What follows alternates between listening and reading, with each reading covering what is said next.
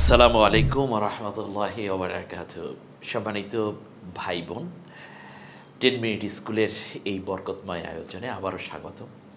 ওয়াকফ অবস্থায় মাত আমরা পড়েছি সোজা শেষ অক্ষরে এক জবর এক জের এক পেশ হলে ওই অক্ষরের একক হয়ে যাবে। দুই পেশ আবার দুই জের হলেও ওই অক্ষরের একক উচ্চারিত হয়ে যাবে। আবার শেষ অক্ষরে যদি দুই জবর থাকে সাথে আলিফ থাকে অথবা এক জবরের সাথে আলিফ থাকে তখন ওই একটা জবর এবং এক আলিফ টেনে বলব।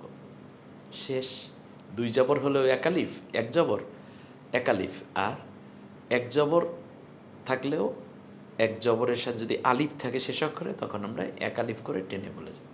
শেষ অক্ষরে যদি দুইটা জবর থাকে শুধু কিন্তু সাথে আলিফ নেই তাহলে আমরা এক আলিফ টেনেও বলতে পারি, এক আলিফ না টেনেও বলতে পারি। যেমন নিসা, আ, হুদা ইত্যাদি উদাহরণ দিলাম, তো হয়ে গেল।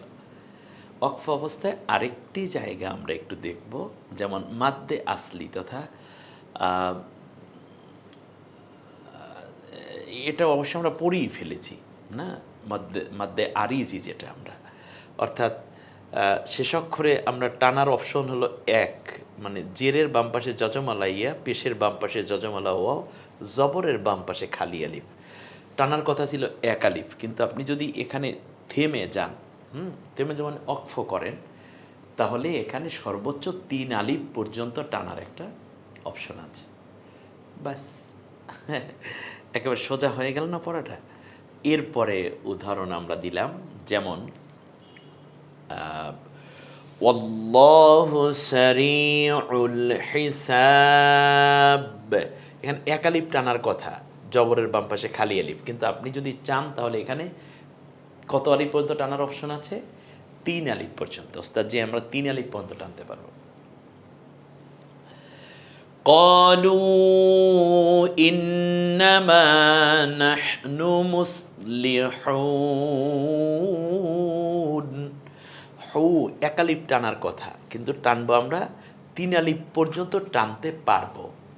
ঠিক আছে, এভাবে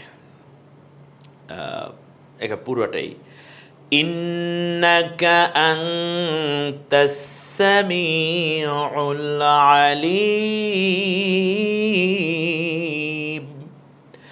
আলিম 3 আলিফ পর্যন্ত।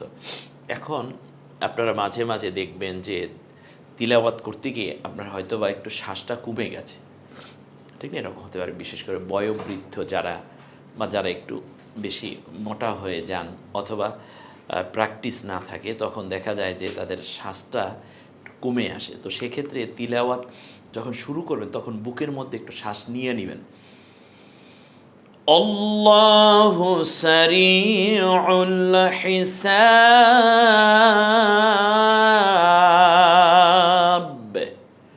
এই যে একটু টেনে, আগে যদি পারতেন হয়তো বা 4-5টা অক্ষর পড়তে পারেন, এখন দেখবেন মানে শব্দ, আর এখন দেখবেন আরও বেশি শব্দ পড়তে পারেন।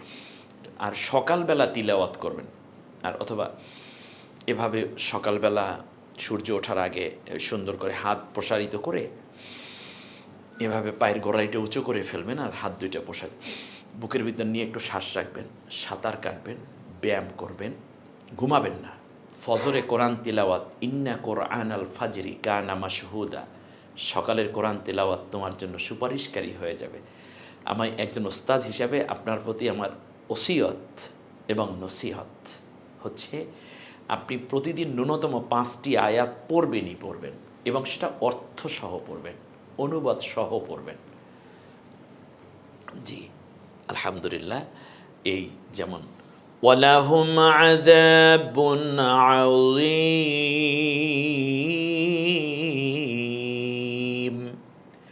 জিম এক আলিফ টানার জায়গা আমরা 3 আলিফ পর্যন্ত টানতে পারবো। হ্যাঁ, এগুলো আমি আইডেন্টিফাই করে দিলাম, ব্যাস আপনি পড়বেন শুধু। আল্লাহু লা ইউহিব্বুল ফাসাদ, ফাসা এক আলিফ ছিল কিন্তু 3 আলিফ পর্যন্ত টানবেন। আর রহমান 3 আলিফ পর্যন্ত টানা যাবে। আল্লামাল কুরআন 3 আলিফ পর্যন্ত টানা যাবে। এই সবগুলো, হ্যাঁ, আপনারা এই 3 আলিফ এখান যদি বলি তাহলে শেষে কি আছে? ইয়ামালুন। যখন পেশ উচ্চারণ করবেন তখন মুখটা একটু গোল করে ইয়ামালুন। জবর যখন উচ্চারণ করবেন তখন মুখটা এই দুই দিকে পেশের সময় মুখটা গোল করে নিয়ে আসবেন, ওয়াও এর উচ্চারণের মতো। জবরের সময় দুইও মানে পার্ট মুখের একেবারে হা করবেন বেশি করে, জবরটা ভালো উচ্চারিত হবে। হিসাব, হিসা, একটু মুখটা যত ফাঁকা। আর জের বলার সময় মুখটা দুই দিকে ছড়িয়ে যাবে। যেমন আমরা যদি এখান থেকে বলি, যেমন মুমিনি, মুমিনি, মুমিনু, মুমিনা, এই জের যাওয়ার পেশের সময় এটা বাচ্চাদেরও এইভাবে অভ্যাস করাবেন। আমরা সম্ভব হলে আমাদের এই কোর্সের শেষ দিকে তো তিলাওয়াত আছে, এরপর আলাদা কোর্স আমরা ইনশাল্লাহ চেষ্টা করব তৈরি করে দিতে, যেটা বেশি ভালো হয় ইনশাআল্লাহ। তো এরপরে আমরা আসব কুইজ। ওয়াকফ অর্থ কী? ওস্তাদজি, ওয়াকফ অর্থ তো থেমে যাওয়া। ওয়াকফ অর্থ কি? থেমে যাওয়া। জি, যখন ওয়াকফ তথা থামার জায়গার পূর্বের হরফে ওয়াও কিংবা ইয়া হয় আর তা যদি হয় জবরের পরে, তখন আলিফ একালিফ টেনে পড়তে হয়। সুতরাং ওয়া এবং ইয়া হলো লিনের হরফ। আমরা একটু উদাহরণটা দেখি। যেমন দেখুন, যেমন যদি বলি, যেমন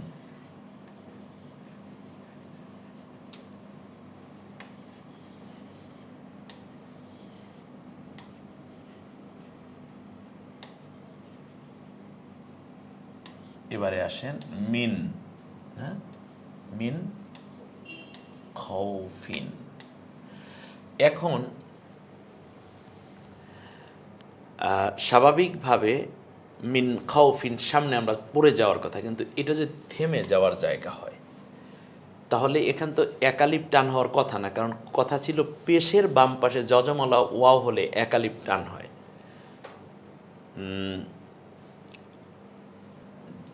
এখন তাহলে আমরা স্বাভাবিকভাবে এখানে পেশের পরে ওয়াও হলে একালিপ টানার কথা, কিন্তু এখানে আমরা পেয়েছি কি জবরের পরে ওয়াও পেয়েছি, এখানে টানার কথা ছিল না, কিন্তু এটা থেমে যাওয়ার জায়গা হলে একালিপ আমরা টেনে বলবো।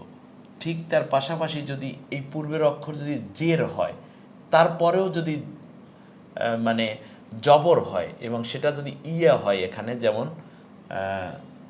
যদি এটা বলি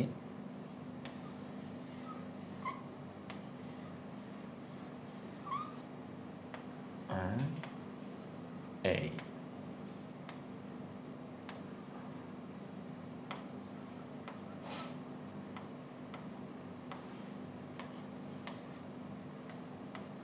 এখানে তো টানার কথা ছিল না, কারণ জেরের বাম পাশে যজমালা ইয়া হলে একালিপ টানার কথা, কিন্তু থেমে যাওয়ার জায়গায় যদি ওয়াও যজমালা হয় তার পূর্বের অক্ষর জবর হয়, অথবা ইয়া যজমালা হয় পূর্বের অক্ষর জবরওয়ালা হয়, তখনও সেখানে একালিপ টানা যায় এবং একালিপ টেনে বলতে এটাকে মাদ্দে লিন বলে।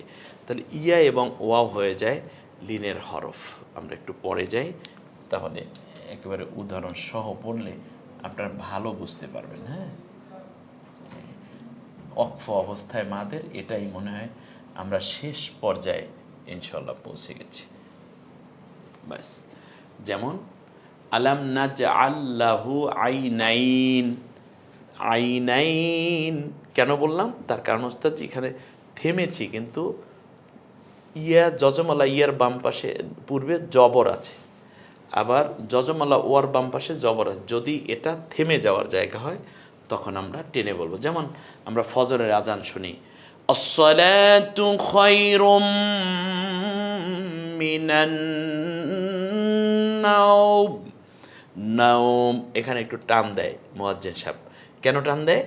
তার কারণ হচ্ছে এখানে আহ, এই থেমে যাওয়ার জায়গা, কিন্তু পূর্বের অক্ষর জবর হওয়ার কারণে এটা আমরা স্বাভাবিকভাবে একালিপ টেনে বলার একটা অপশন তৈরি হয়েছে, এটা মাদ্দে লিন বলে। এটা এমনিতেই পড়ার মধ্যে হয়ে যায়, এটা নিয়ে কোনো টেনশন নাই। আমি তো এটা নিয়ে ভাবছি না, ইনশাল্লাহ আপনারা পেরে যান। হায়দার অল মাউত, মাদ্দেলিন। আমরা লি ইলা ফি কুরাইশ এভাবে আমরা বলি না, কারণ হচ্ছে শেষ অক্ষরে ইয়া আছে, ইয়ার মানে জবরের পরে যজমালা ইয়া, এরপরে কুরাইশ, এখান থামলাম এই জন্য, যেহেতু এটা থেমে যাওয়ার জায়গা এই জন্য। আর যদি থেমে যাওয়ার জায়গা না হতো তাহলে আমরা ইয়ার একক উচ্চারণ করে যেতাম, এভাবে যেখানে পাইতাম রব্বা হাদাল বাইত ওয়া আমানাহুম মিন খাউফ। তো আলহামদুলিল্লাহ, মনে রাখি ওয়াকফ ছাড়া অন্য কোনো স্থানে এমন হলে কোনো টান বা মাদ হবে না, সেখানে ওই ওয়া এবং ইয়ার একক উচ্চারিত হয়ে যাবে। বলতে বলতে পড়াই তো শেষ হয়ে গেল, মাদের পড়া শেষ। এর মানে পরবর্তী ক্লাসটি হচ্ছে কোরআনের সবক অনুষ্ঠান। সবাই রেডি তো? আমরা পড়তে পড়তে শিখতে থাকবো ইনশা আল্লাহ। আল্লাহ তাআলা আমাদের সবাইকে কবুল করুন। সত্যি কথা হচ্ছে কি, কোরআনের এই মহান নেয়ামত, কোরআনের মহান এই তিলাওয়াতের যোগ্যতা আল্লাহ তাআলা যাকে দয়া করেন তাকে দেন। আর আমি চেষ্টা করেছি এটাকে খুব সহজে নিয়ে আসার জন্য, ভেতর এবং বাহির দুইও দিক থেকে, অর্থাৎ পদ্ধতিগত এবং উপস্থাপনাগত। কতটুকু পারা যাবে সেটা তো আল্লাহ তাআলা ভালো জানেন। আর আপনারাও অনেক আবেগ নিয়ে এই কোর্সে ভর্তি হয়ে গেছেন। তবে আমার বিশ্বাস এবং আমার অভিজ্ঞতা থেকে আমি বলছি, আপনি কোর্সের সাথে লেগে থাকলে আপনি অবশ্যই কোরআন পড়তে পারবেন ইনশাআল্লাহ। আল্লাহর উপর তাওয়াক্কুল করুন। যেখানে দেখবেন আর বুঝতেছেন না, কোনো অসুবিধা নেই, আর একবার প্রয়োজনে এপিসোডটা দেখে নিলেন। আর আপনি তাহাজ্জুদে অভ্যস্ত হয়ে উঠুন, 5 ওয়াক্ত নামাজে অভ্যস্ত হয়ে উঠুন। ফাঁকে ফাঁকে আল্লাহ তাআলার কাছে চোখের পানি ছেড়ে বলেন, আল্লাহ এ কোর্স যেন আমাকে কোরআন শিক্ষার মানজিল মকসুদে পৌঁছে দেয়। আশা করি আপনি ধন্য হবেন, আপনি পারছেন এবং পারবেন। আল্লাহ আমাদের সবাইকে কোরআনের আলোয় উদ্ভাসিত জীবন গঠনের তৌফিক দান করুন। আমিন। আসসালামু আলাইকুম ওয়া রাহমাতুল্লাহ।